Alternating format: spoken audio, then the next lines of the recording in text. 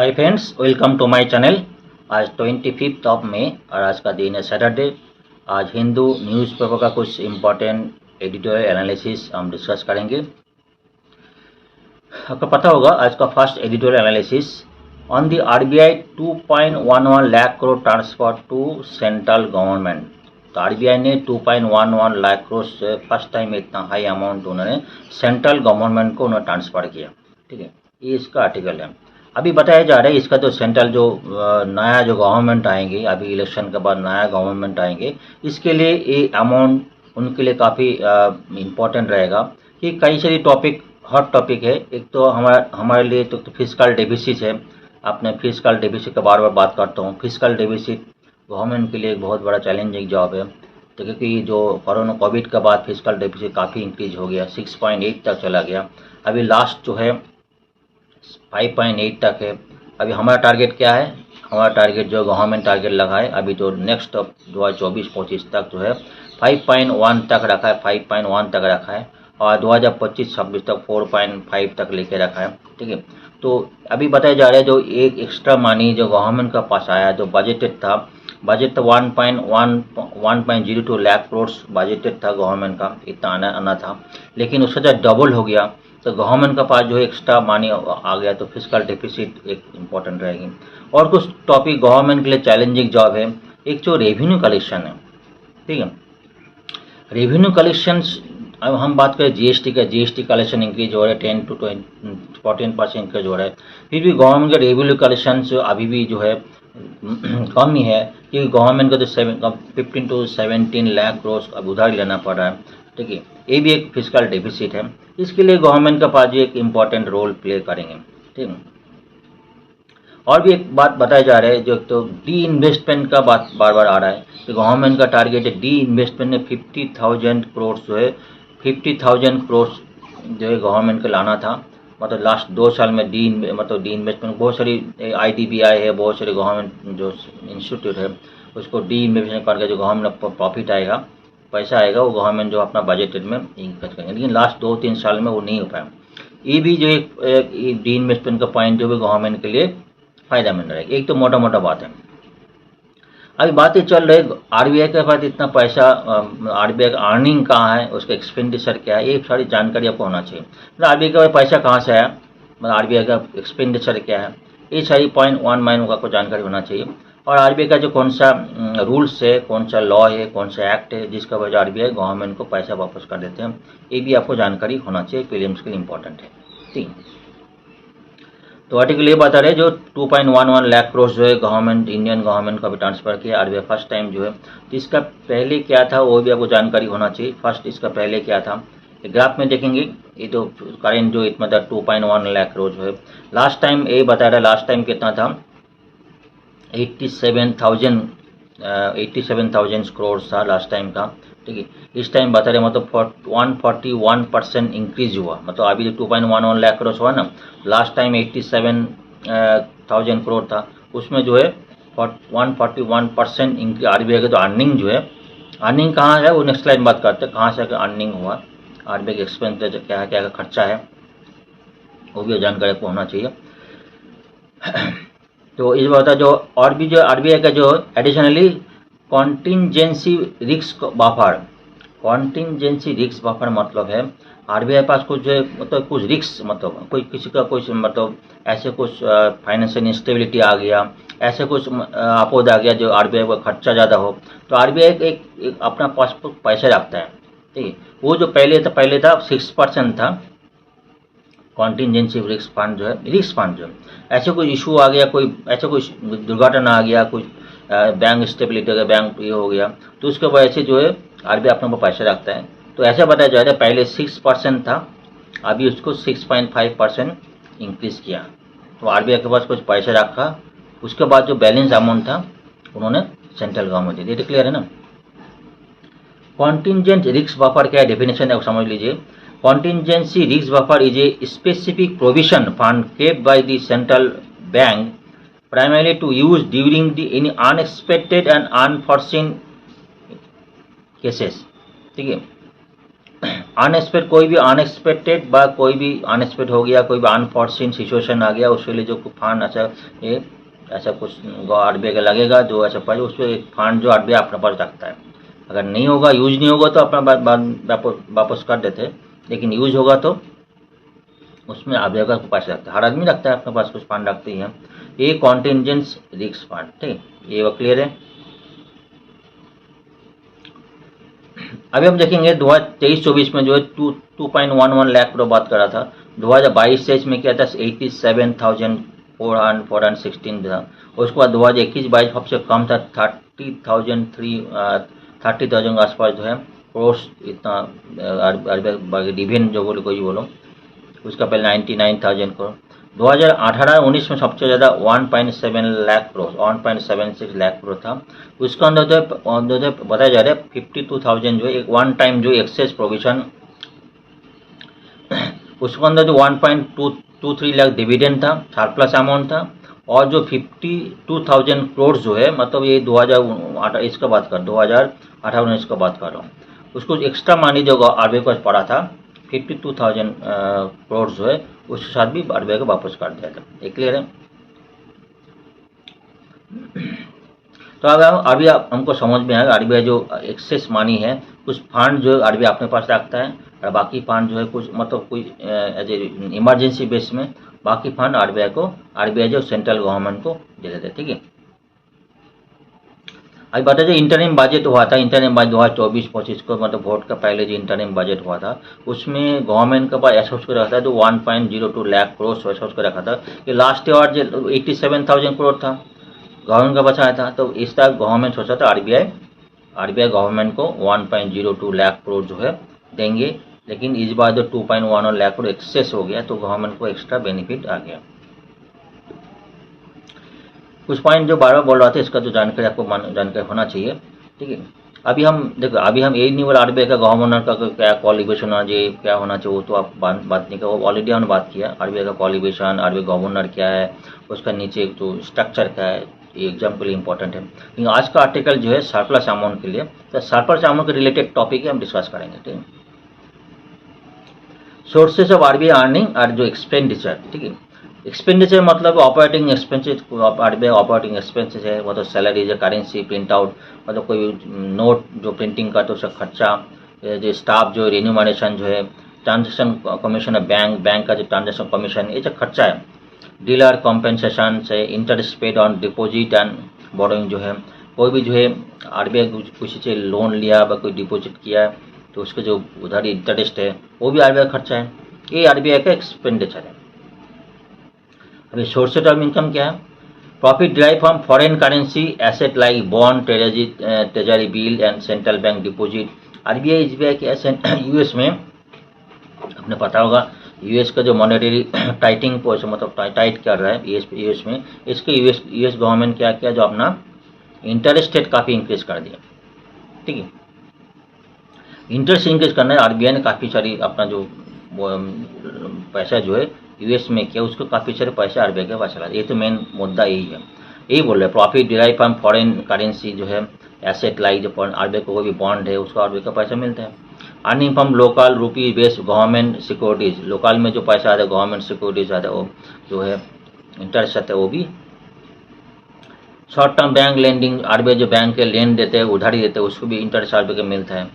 Boarding management for both central and state government, तो central मतलब है सेंट्रल को आरबीआई कुछ बोर्डिंग उधारी देते हैं व स्टेट का भी कुछ देते हैं, उसके लिए भी आरबीआई का पैसा जो इंटरेस्ट आते हैं ये भी आरबीआई का अर्निंग है। Regulation of bank and non banking financial bodies, तो उसको नॉन बैंकिंग उसको आरबीआई का पैसा आता है। कमीशन फॉर्म जो है overseeing government transaction and specific under writing in the जो भी गवर्नमेंट का जो बाकी काम का गवर्नमेंट का जो ट्रांजैक्शन है उसको गवर्नमेंट का उसको गवर्नमेंट आरबीआई का पैसा मिलता है, ये सारी आरबीआई इन अर्निंग है। मतलब बैंक के लोन देते हैं, कोई बॉन्ड सिक्योरिटी बॉन्ड जो है किसी को पैसा देते हैं, बॉन्ड सिक्योरिटी है उसके लिए पैसा आता है। गवर्नमेंट को कुछ काम करते हैं, गवर्नमेंट मैनेजमेंट करते हैं उसके लिए आरबीआई का कमीशन मिलता है, ये सारी आरबीआई का अर्निंग है। तो आरबीआई इस क्या करता है ये जो अर्निंग, ठीक है, सरप्लस किसको बोलते हैं, सरप्लस मतलब है derive from total income minus total expenditure, ये तो सरप्लस हो गया। इसके बाद जो है क्या करता है आरबीआई जो है maintain monetary and financial stability risk, जो कॉन्टीजेंसी फंड बोल रहा था उसमें आरबीआई कुछ पैसा अपने पास रखता है, कोई रिस्क कोई ऐसा अनफॉर्चुन रिस्क हो गया, इसको क्या बोलते हैं monetary and financial stability risk and credit and operational risk.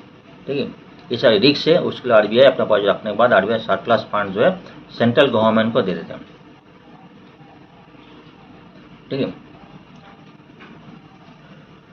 Economic, ये बात का इकोनॉमिक जो है surplus calculation is based on economic capital framework, जो सरप्लस जो कितना देते हैं, एक आरबीआई एक्ट जो है इकोनॉमिक कैपिटल फ्रेमवर्क जो है recommended by Bimal Jalan committee. Bimal Jalan committee 2018 में गठन हुआ था, इसके बारे में जानकारी देता हूँ। जो RBI transfer surplus to be government as per section 47 of the Reserve Bank in the act 1934 का जो सेक्शन 47 है उसका जो अंडर में आरबीआई जो सरप्लस अमाउंट गवर्नमेंट का देते हैं। गवर्नमेंट देते तो है बिमल जालान कमेटी जो है 2018 को जो है गठन हुआ था, उसका रिकमेंडेशन हिसाब से आरबीआई जो पैसे देते हैं। तो 2 पॉइंट आपको जानकारी होना चाहिए, इकोनॉमिक कैपिटल फ्रेमवर्क क्या है और जो है बिमल जालान कमेटी इसका बारे में आपको जानकारी होना चाहिए। Economic capital framework provides a methodology, क्या है methodology of determining the appropriate level of risk provision and profit distribution. ठीक है, ये जो इकोनॉमिक जो है इसमें के मेथोडोलॉजी वो डिटरमाइन करते हैं आरबीआई कितना जो रिस्क है और जो है प्रॉफिट डिस्ट्रीब्यूशन कितना प्रॉफिट डिस्ट्रीब्यूशन होगा, वो इकोनॉमिक प्रॉफिट जो है इकोनॉमिक कैपिटल फ्रेमवर्क जो इसका अंदर में डेवलप करता है। ठीक है, इसको और भी सजेशंस के लिए इट वॉज प्रोवाइडेड डेवलप 2014-15 में डेवलप हुआ था। ठीक है, इसका जो और भी सजेशन के लिए Bimal Jalan committee expert committee गठन हुआ था 2018 को 26 दिसंबर। इन्होंने रिपोर्ट दिया था 2019 को रिपोर्ट दिया था, उसके बेस में इन्होंने क्या किया था, जो काफ़ी रिव्यू करने के बाद to recommended adequate level of risk provisional for the RBI. इन्होंने रिकमेंड आरबीआई का जो एडोकेट जो रिस्क क्या है उसको उन्होंने कुछ पॉइंट उन्होंने जानकारी दी थी। जो भी recommend aim to propose suitable surplus distribution policy considering all potential situation of the RBI. इन्होंने आरबीआई के जितना भी रिस्क है सारी उन्होंने कंसिडर किया, सारी कंसिडर करने के बाद जो है उन्होंने सजेशन इतना % आप रखना चाहिए, रखने के बाद बाकी अमाउंट गवर्नमेंट को दे देना चाहिए। उसका बेस में जो है 2000 अगस्त जो है इसमें 2019 अगस्त 26 2019 को इम्प्लीमेंट किया। ये पॉइंट क्लियर है। अभी बात what are the reason behind the increase RBI surplus, जो आरबीआई सरप्लस इंक्रीज कैसे हुआ जो बात कर रहा था हमने। एक तो देखो गोल्ड प्राइस इंक्रीज हुआ, गोल्ड प्राइस इंक्रीज होने से आरबीआई का प्रॉफिट इंक्रीज हो जाएगा। ठीक है, forex intervention forex market, RBI जो forex intervention forex market higher जो income RBI sold securities of 153 billion in forex market. RBI जो फॉरेक्स मार्केट है, फॉरेक्स मतलब फॉरेन एक्सचेंज गवर्नमेंट है उसका जो है फॉरेक्स मार्केट है, उसको भी आरबीआई इनकम करते हैं। Higher earning from interest, interest से भी सेंट्रल गवर्नमेंट बैंक को लोन देते हैं उसको भी इंटरेस्ट ज़्यादा हुआ था। ठीक है, सबसे बड़ी है high profit from US treasury bond. US treasury bond, US में जो अभी इंटरेस्ट रेट इंक्रीज हो गया कि मॉनेटरी पॉलिसी टाइटन का किया है, उसमें आरबीआई यूएस ट्रेजरी में काफ़ी इन्वेस्ट किया, उसमें काफ़ी ज़्यादा इनकम हुआ, ये भी मेजर पॉइंट है। Charge in forex holding RBI, RBI जो फॉरेक्स सेक्शन होल्ड करते हैं उसको आरबीआई जो गवर्नमेंट उसको इंटरेस्ट मिलता है, उसके भी जो है अर्निंग इस बार ज़्यादा हुआ। और इस सिग्निफिकेंस अब इसमें क्या होगा, प्रॉफिट बेनिफिट क्या होगा, जो बात करते हैं बेनिफिट जो है बॉन्ड में काफ़ी कैपिटल एक्सपेंडिचर, ठीक काफ़ी जो रोड रेलवे डिफेंस प्रोजेक्ट में जो है इसमें यूज़ कर सकते हैं, जो गवर्नमेंट अब यूज़ कर रहे हैं। जो फिजिकल कॉन्सोलिडेशन मतलब जो बात करें फिजिकल डेफिसिट है 4.5% टारगेट है, उसमें भी आरबीआई जो पैसा जो उसमें भी यूज़ कर सकते हैं। बॉन्ड मार्केट जो इंक्रीज होगा, मीटिंग द रेवेन्यू शॉर्टफॉल जो बात कर रहा था, रेवेन्यू शॉर्टफॉल जो हो रहा है गवर्नमेंट के पास जो टैक्स इनकम कम हो रहा है, उस भी ये एक गवर्नमेंट डी इन्वेस्टमेंट टारगेट, जो डी इन्वेस्टमेंट टारगेट बात कर रहा था, डी 50,000 करोड़ जो टारगेट है वो अभी 2-3 साल में अभी तक अचीव नहीं हुआ। आरबीआई का जो सरप्लस अमाउंट होने के वजह से भी इसका भी एक फायदा मिलेगा। ये कुछ पॉइंट है। तो ये बात करें क्या होना चाहिए, तो आरबीआई बोल रहा जो है सिर्फ आरबीआई का जो है absorption excessive liquidity, RBI must absorb excessive liquidity generated by the surplus, मतलब open market operation sales and, मतलब आरबीआई ज़्यादा एब्जॉर्ब लिक्विडिटी होना चाहिए। और गवर्नमेंट का फिर सिर्फ आरबीआई का सरप्लस के ऊपर डिपेंड ना करके जो टैक्स का जो है जीडीपी, जो टैक्स जो है रेट को रेशियो जो है उसको ज़्यादा ध्यान देना कि टैक्स रेट जो है ज़्यादा इनकम करना पड़ेगा। और जो है re rationalisation GST rate, GST rate को इंक्रीज किया जाए, जीएसटी इनकम, क्योंकि बार बार आरबीआई का शॉर्टफॉल जो रेवेन्यू हो रहा है उसको जीएसटी रेट को और इंक्रीज करने के बाद, रैशनलाइज करने के बाद जो है जहाँ पे ज़रूरत है वहाँ पे इंक्रीज किया जाए, जहाँ पे ज़रूरत नहीं है वहाँ पे डिक्रीज किया जाए। ठीक है, उसमें जो ये है डी इन्वेस्टमेंट पब्लिक सेक्टर, काफ़ी सारे पब्लिक सेक्टर का डी इन्वेस्टमेंट अचीव नहीं हो पाया। इस सारे सेक्टर को डी इन्वेस्टमेंट करने के बाद भी जो वहाँ में अपना स्टेबिलिटी होना पाए, क्योंकि आरबीआई सरप्लस जो स्टेबल नहीं है, कभी इनकम ज़्यादा हो कभी इनकम कम हो, ऐसा हो सकता है। लेकिन बाकी अदर सेक्टर में अदर पॉइंट के ऊपर गवर्नमेंट का ध्यान देने के बाद जो है स्टेबल जो है इनकम होगा और जो है फिजिकल डेफिसिट बाकी जो टारगेट गवर्नमेंट का है वो अचीव हो पाएगा। ठीक है, ये कुछ पॉइंट इंपॉर्टेंट पॉइंट है। हमने ये चीज़ कवर नहीं है कि आरबीआई गवर्नर के रोल्स क्या है, आरबीआई गवर्नर ये तक पता ही है, आरबीआई का रोल्स क्या है, रोल्स रेगुलेशंस क्या है, ये सारे तो आपको हमने डिस्कस भी किया था। लेकिन आज का आर्टिकल है उस विषय में रिलेटेड रिलेवेंट टॉपिक जो है हमने डिस्कस किया। ठीक है, चलिए नेक्स्ट आर्टिकल चलते हैं। नेक्स्ट आर्टिकल चलते हैं। साइक्लोन रेमल जो जनरेट हो रहा है, ऐसा बताया जा रहा है 25 का में, मतलब आज का दिन शाम को और कल भी मिडनाइट तक जो है वेस्ट बंगाल और बांग्लादेश में जो बे ऑफ बंगाल है उसमें काफ़ी भारी स्टॉर्म होने का चांसेस काफ़ी ज़्यादा है, ऐसा एज पर आईएमडी। तो इसके बारे में हम डिटेल देखते हैं। और साइक्लोन्स, व्हाट इज साइक्लोन, इसका टॉपिक है, किस तरह आर्टिकल्स डिस्कशन होता है। कुछ पॉइंट आपको जानकारी होना चाहिए, मैं डेट में नहीं जाऊँगा, लेकिन कुछ का इम्पैक्ट क्या रहेगा वो हम डिटेल डिस्कस करेंगे।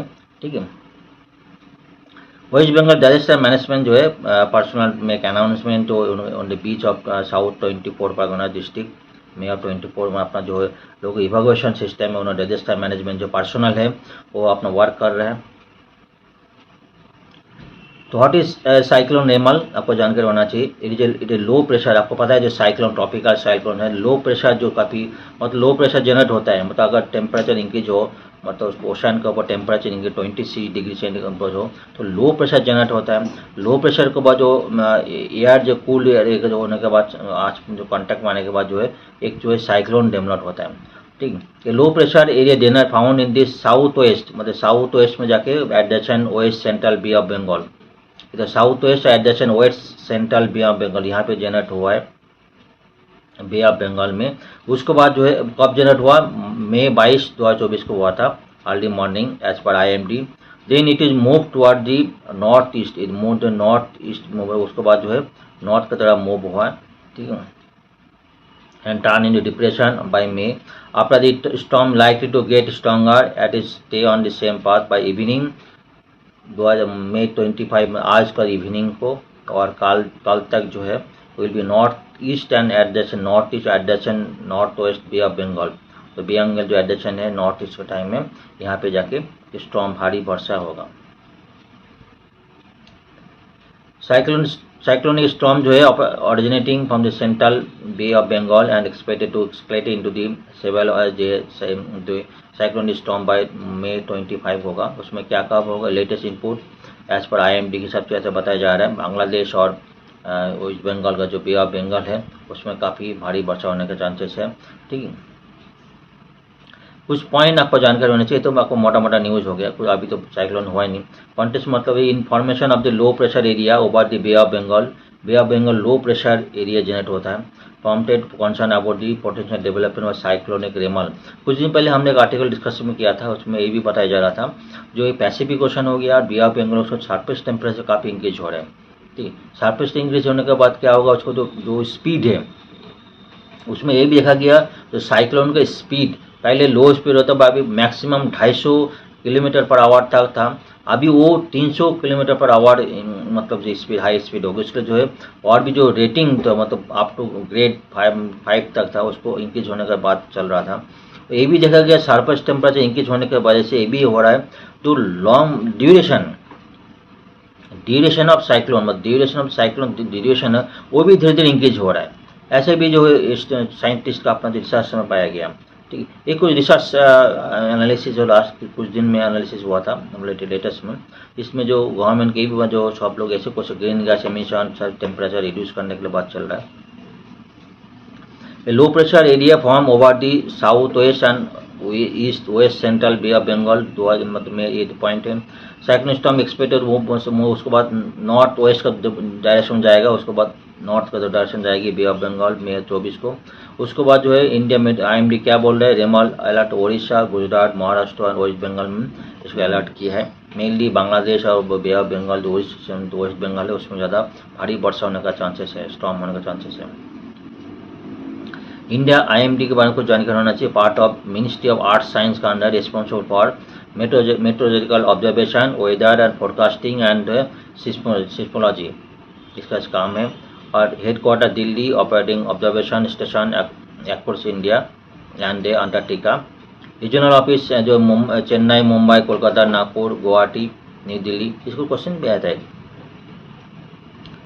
106 regional specialised meteorological centre of the world meteorological organisation है, वन ऑफ द सेंटर है.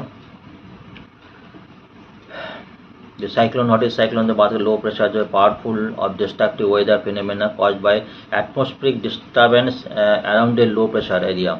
लो कोई सेंटर में लो प्रेशर, उसको अंदर बाहर का जो हाई प्रेशर जनरेट होगा तो उसको अंदर एक जो साइक्लोन जनरेट होता है.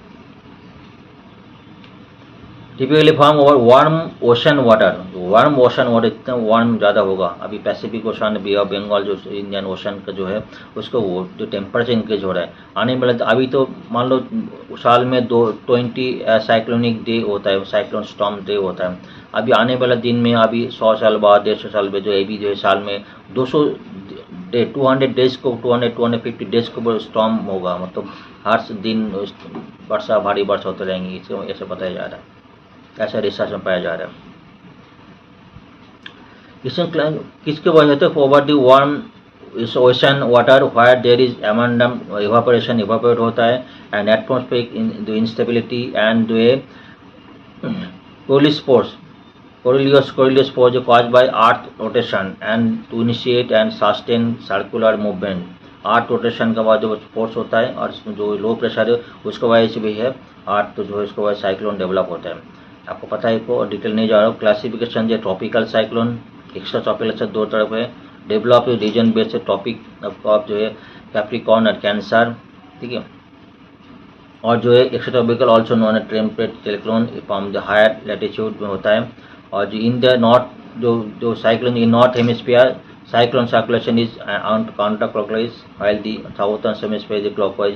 ये भी जानकर होना चाहिए. साइक्लोन जो है जो नॉर्थ हेमिस्फीयर में कितना कौन सी डायरेक्शन होता है, इट इज़ काउंटर क्लॉकवाइज में एंटी क्लॉकवाइज, और जो साउथ में क्लॉकवाइज होता है. एंटी साइक्लोन जो है वो उल्टा डायरेक्शन है, ठीक है. जैसे साइक्लोन में था ऐसा एंटी साइक्लोन में उल्टा डायरेक्शन में घूमेंगे. Anti cyclone is opposite to cyclone, that is it as a outward spiralling में, तो आउटवर्ड बाहर की तरफ जो है साइक्लोन में अगर इनर की तरफ जाते हैं तो जो एंटी साइक्लोन बाहर की तरफ जो है सर्कुलेशन होता है. Anti cyclone rotate clockwise in northern hemisphere as opposite of cyclone, और जो है काउंटर साइक्लोन जो है जो साउथर्न हेमिस्फीयर में उल्टा होता है, ठीक है. स्टेज ऑफ, ये तो हम बात किया क्लॉकवाइज को बात करें, एंटी साइक्लोन वो बात करें हमने. Stage of development, formation of initial development जो वार्म सरफेस टेम्परेचर, और इसके बाद जो वार्म इनिशियल बेस में जो वो उसके बाद एयर जो है कोल्ड एयर जो है, और जो अर्थ का जो रोटेशन का जो फोर्स जनरेट होता है, इसके बाद जो है इनिशियल डेवलपमेंट होता है.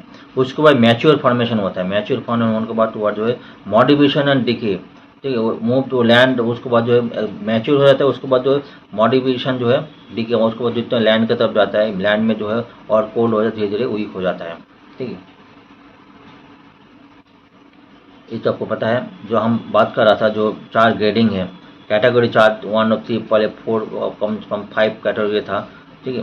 ये कैटेगरी अभी 6 कैटेगरी 6 को डिमांड किया जा रहा है. तो इसमें क्या होता है, कैटेगरी 5 में जो है मैक्सिमम 250 किलोमीटर पर आवर मतलब स्पीड था, लेकिन इससे अभी देखा 350 किलोमीटर पर आवर स्पीड है. मतलब इतना हाई स्पीड, मतलब इतना डिस्ट्रक्टिव हो रहा है, इसलिए ग्रेड 6 भी डिमांड किया जा रहा है, ठीक है. ये भी पॉइंट रिसेंटली आर्टिकल डिस्कशन हुआ था. कैसे साइक्लोन डेवलप होता है जब बात करा था, इसको कम से कम जो है टेम्परेचर इंक्रीज होने के बाद जो है इवापोरेट होता है। उसके बाद कोल्ड एयर जनरेट के बाद जो है बीच में जो है लो प्रेशर जनरेट हो जाता है। जैसे कि लो प्रेशर जनरेट होता है, बाहर का जो हाई प्रेशर है उसका जो है धीरे धीरे वो साइक्लोन जो है एक सर्कुलर रेवोल्यूशन जो है हाई स्पीड जो है जनरेट होता है। फिल्म्स के लिए कुछ पॉइंट इसका क्वेश्चन आया था। टाइफून जो है अलग अलग एरिया में नाम क्या, नाम टाइफून जो है नाम चाइना सी पैसिफिक ओशन, टाइफून का नाम हरिकेन जो वेस्ट इंडियन आइलैंड है, कैरिबियन सी, अटलांटिक ओशन, इसका जो है हरिकेन का नाम रहना था। टॉर्नेडोज है, विलीज और ट्रॉपिकल साइक्लोन इंडियन ओशन में। ये तो टॉपिक जो है बार बार पढ़ा था हमने, ये तो डिटेल में जाएंगे।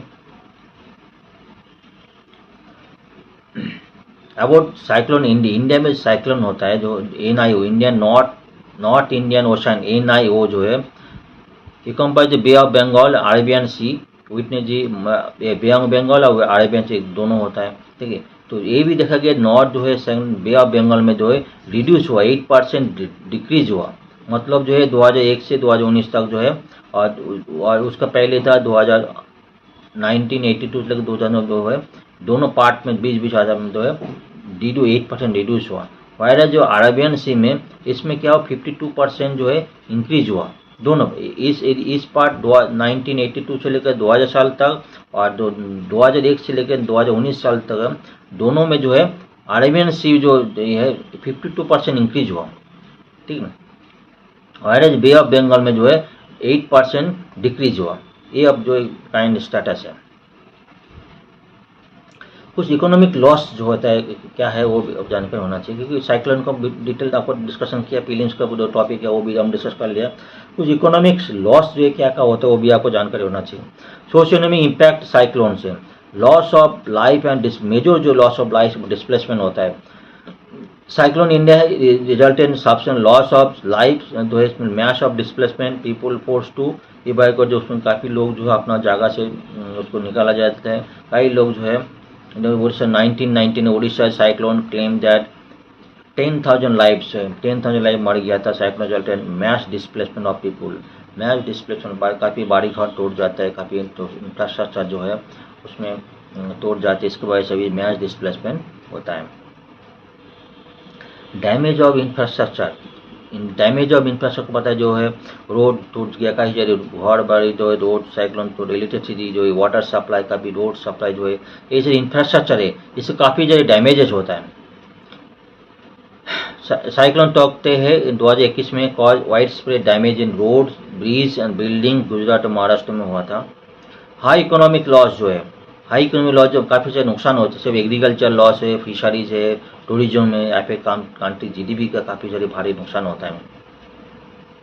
साइक्लोन फानी जो है हुई हिट ओडिशा 2019 में result in losses estimate $1.81 billion, इतना नुकसान हुआ है। इम्पैक्ट ऑफ लाइवलीहुड्स में काफ़ी सारे इम्पैक्ट होता है। इम्पैक्ट पार्टिकुलर फिशरमैन से फार्मर जो है साइक्लोन अम्पान 2000 साल में हुआ था west Bengal, distributed livelihood millions causing the customer 13 billion in damage, इतना से लाइवलीहुड डैमेज हुआ था। पब्लिक हेल्थ का जो है कोयला जो है आउटब्रेक जो है कोयला काफ़ी से बीमारी अम्पान जो है उसके बाद साइक्लोन हुआ था, काफ़ी कोयला का भी बीमारी जो है उसके बाद वाइड ब्रेज इम्पैक्ट होता है। इम्पैक्ट एजुकेशन के ऊपर काफ़ी स्कूल घर बड़े टूट जाती है, स्कूल बंद हो जाते हैं, उसके ऊपर इम्पैक्ट, तो एजुकेशन के ऊपर काफ़ी से इम्पैक्ट होती है। लॉन्ग टर्म इकोनॉमिक के ऊपर काफ़ी से इम्पैक्ट होगा ही होगा लॉन्ग टर्म पर। इसको पोस्ट डायस्टर रिकवरी, उसके बाद इकोनॉमिक के ऊपर GDP को काफ़ी इम्पैक्ट पड़ता है, ये सारे नुकसान होता है। साइक्लोन डायस्टर मैनेजमेंट तो क्या डायस्टर गवर्नमेंट का तो क्या इनिशिएटिव लिया। अर्ली वार्निंग सिस्टम, अर्ली होने पहले चेतावनी दिया जाता है जो है IMD का warning system help in early detection of cyclone, help issuing timely warning that help evacuate people and limit damage. उसमें पहले से आदमी लोग को चेतावनी दिया जाता है, उसको वार्निंग किया जाता है, उसको आदमी लोग को उधर से हटा दिया जाता है, उसके लिए जो डैमेज जितना होना था उससे कम हो जाता है, ठीक है। National cyclone risk mitigation project NCRMP, इस पे सपोर्ट बाय वर्ल्ड बैंक, इसमें क्या एनर्जी है प्रिपेयर्डनेस जो है रेजिलियंस कोस्टल कम्युनिटी है जहाँ पे साइक्लोन होने का चांसेस है, इसमें जो है NCRMP वर्ल्ड बैंक का हेल्प लेके बनाया गया था। ऐसे में through construction of cyclone shelter, इसमें कैसे शेल्टर बनाया गया था, और infrastructure development and improve access route for effective evacuation, मतलब रोड बनाना इफेक्टिव इवैक्यूएशन, मतलब आदमी लोगों को इमीडिएटली साइक्लोन का पहले से वार्निंग सिस्टम मिल गया तो आदमी लोगों को पहले से इमीडिएटली इवैक्यूएशन करने के लिए उसको इंफ्रास्ट्रक्चर रोड पे तो होना चाहिए, ठीक है, गाड़ी भी होना चाहिए, उसी से जो अरेंजमेंट किया गया था। Coastal protection initiative, natural barrier have been created like mangrove जो है प्लांटेशन का, ऐसे कोस्टल इनिशिएटिव मैंग्रोव प्लांटेशन इसमें जो बनाया गया था, आर्टिफिशियल बैरियर लाइक सी वॉल बनाया गया था, ये सारी जो पौधे बनाए गए जो जो साइक्लोन जो उसका जो है उसका जो ये है लिमिट रिड्यूस कर दिया गया था। Infrastructure retrofitting, Indian government has initiated retrofitting program for strengthening the cyclone shelter vulnerable area। कई जगह जो है vulnerable area में साइक्लोन शेल्टर भी इंडियन गवर्नमेंट जो बनाया गया था। ICZM project, integrated coastal zone management project, integrated coastal zone management project जो है initiative is design to enhance the resilience of coastal area through sustainable environment practice. Coastal area में जो बनाया गया था project include mapping vulnerable zones, promoting conservation से implementation sustainable livelihoods strategy, local community जितना भी है उसमें जो इनिशिएटिव प्रोग्रेस लेने के लिए गवर्नमेंट तरफ से कई सारे स्टेप्स लिया गया था। सबसे बड़ी इंपॉर्टेंट कलर कोडिंग, मतलब आदमी लोग को कितने जो आदमी जो है उसमें कलर कोडिंग, मतलब जिसमें रेड है काफ़ी ज़्यादा इंक्रीज है, उसके बाद ऑरेंज, येलो, ग्रीन, पहले से वो आदमी लोग मतलब अगर रेड बोला तो मतलब काफ़ी ज़्यादा मतलब हाई जो साइक्लोन जो उसका इम्पैक्टनेस है उसकी सिवियरिटी कितना है कलर कोडिंग किया गया। इसमें आदमी लोगों को मालूम पड़ जाए, अगर ग्रीन बोला जाए छोटा साइक्लोन है, अगर ऑरेंज रेड इसे से बोला जाए उसको आदमी लोगों को मालूम पड़ जाए कितना है, अगर रेड बोला जाए आदमी लोग मालूम पड़े इसका इम्पैक्ट काफ़ी ज़्यादा पड़ेगा। Community based disaster management, community based में जैसे भी है, this programme are implemented to raise the awareness and train communities. जितना भी आदमी लोग रहते हैं उसको ट्रेनिंग दिया जाता है, मतलब साइक्लोन जब भी आएगा उसको पहले से ट्रेनिंग जो है उसको जो जिस टाइम जरूरत पड़ेगी उसमें वो इम्पैक्टेड नहीं होते। Orissa locals have been train for effective response during cyclones, मतलब पहले ही ट्रेनिंग दिया जाता है। Use of technology such as geographic information system GIS mapping have been used to help to identify vulnerable zones and plan evacuation routes। जैसे vulnerable zone prime root उसमें technology है base में गया, कैसे जो मैपिंग किया जाए, कैसे जो vulnerable zone है उसको मैपिंग किया जाए, ये टेक्नोलॉजी जो होता है। सबसे इम्पोर्टेंट कोऑर्डिनेशन, कई सारे ऑर्गेनाइजेशन है, देखिए NDRA जो स्टेट का है, नेशनल डिजास्टर, सबको कोऑर्डिनेट करना भी इम्पोर्टेंट है। उसको IMD है, लोकल एडमिनिस्ट्रेशन पुलिस वालों है, आर्मी कोऑर्डिनेशन इम्पोर्टेंट टॉपिक है। इवैक्यूएशन जो है evacuating planning, comprehensive evacuation plan are develop for vulnerable region. For example during cyclone Amphan 2000 साल में ये plan facilitated evacuation for over 2 million people west Bengal and Bangladesh. West Bengal Bangladesh 2 million के people को for evacuate किया गया था। ये सारी जो एक्शन प्लान है, वो सारी जो है इश्यूज है, अभी इतना सारी होने का काफ़ी सारे इश्यूज भी है। एक्सेसिव फोकस ऑन मैनेजमेंट, यही बात है मैनेजमेंट में एक्सेसिव फोकस किया गया, लेकिन प्रिवेंशन की तरफ पहले से प्रिवेंशन की तरफ का भी ध्यान कम, लेकिन मैनेजमेंट की तरफ ध्यान बेसी। इसके वजह से होते हैं, मतलब साइक्लोन ना आए इसके लिए क्या किया जाए उसको ध्यान होना चाहिए। इग्नोरेंस ऑफ साइक्लोन वार्निंग, कई सारे लोकल पीपल है साइक्लोन वार्निंग की इग्नोरेंस कर लेते हैं। एकदम ड्यूरिंग जो ओची जो है साइक्लोन रजिस्टर वार्निंग है इग्नोर्ड बाय लोकल बॉडी, कई लोकल बॉडी जो उसको पहले से उसको इग्नोर पहले सावधान करने के बाद भी वो लोग चले जाते हैं, फिशरिंग में चले जाते हैं। गरीब आदमी है, एक दिन काम नहीं करेंगे उसको पैसा नहीं मिलेगा, इसलिए फिशरिंग में चले जाते हैं, उसको साइक्लोन में कब्जे में आ जाते हैं, उसको भारी नुकसान होता है। Incapacity state disaster management forces, जो स्टेट का जो डिजास्टर मैनेजमेंट फोर्स है उसको कैपेसिटी कम होने की वजह से भी जितना होना था, जितना मतलब आदमी लोग इवैक्यूएशन जितना आदमी जो कैपेसिटी कम होने की वजह से वो तो काफ़ी सारी जितना मतलब इफेक्टिवली इवैक्यूएशन कर सकता था उतना नहीं हो पाता है। इनसफिशिएंट जो पोस्ट डिजास्टर रिस्पॉन्स भी काफ़ी इनसफिशिएंट होने के वजह से काफ़ी नुकसान होता है। During cyclone Java, the many farmers resorted to distressed selling and premature harvesting। ऐसे भी होता है, तो पैसा नहीं मिलता, घर बार टूट जाते हैं, उसको फंड गवर्नमेंट होता है हेल्प ना करने की वजह से भी है उसको नुकसान होता है। Inadequate infrastructure, many building including cyclone shelter, lack of जो है capacity to withstand the impact of severe cyclone and high storm जो है सर्जेज। काफ़ी सारी बिल्डिंग बनाया जाता है, काफ़ी बिल्डिंग है और शेल्टर भी है। हाई स्टॉर्म जो उसको रोकने के लिए कैपेबल नहीं होता, उसकी वजह से भी काफ़ी नुकसान होता है। ये सही इशू है। क्या कर सकता है, अर्ली वार्निंग सिस्टम और इम्प्रूव करना पड़ेगा। वार्निंग सिस्टम जो और मतलब प्रिसाइज इम्प्रूव करना पड़ेगा। इम्प्रूव कम्युनिकेशन, कम्युनिकेशन सिस्टम जो लोकल का कम्युनिकेशन बहुत इम्प्रूव करना पड़ेगा। ठीक है। एनहांस प्रिपेयर्डनेस और रिस्पॉन्सिंग प्लानिंग, जो बात करते हैं प्रिपेयर्डनेस प्लानिंग बहुत तगड़े करना पड़ेगा। इवोल्यूशनल प्लान इम्प्रूव करना पड़ेगा। आदमी लोग होना चाहिए, फोर्स होना चाहिए, एक दूसरे कोऑर्डिनेशन बहुत ज़बरदस्त होना चाहिए, तभी इसका इफेक्ट सक्सेसफुल हो जाएगा। इंफ्रास्ट्रक्चर रेजिलेंस, इंफ्रास्ट्रक्चर शेल्टर जो है उसको मजबूत बनाना पड़ेगा, साइक्लोन तो तोड़ ना जाए। Community engagement, capacity building, integration technology, सारी इम्प्रूव होना चाहिए। इस साइक्लोन के रिलेटेड टॉपिक इकोनॉमी कितना इम्पैक्ट पड़ेगा हमने डिस्कस किया टॉपिक के ऊपर। ठीक है। इसके ऊपर क्वेश्चन आपको आने के चांसेस काफ़ी ज़्यादा प्रीलिम्स में आएगा। ठीक है। आपको पता भी है साइक्लोन क्या, साइक्लोन हॉट साइक्लोन टाइप का डिटेल नहीं गया, लेकिन इसका इम्पैक्ट क्या रहेगा वो हम डिटेल डिस्कशन किया है। तो फ्रेंड्स, आज का आर्टिकल में आज के यही एंड करता हूँ। अगर आर्टिकल में आपको सही लगा तो लाइक शेयर कमेंट जरूर होना चाहिए। Thank you very much. बहुत मन लगा पढ़ाई करिए। ठीक है। और भी आर्टिकल लेके आऊँगा। Thanks a lot. Thank you.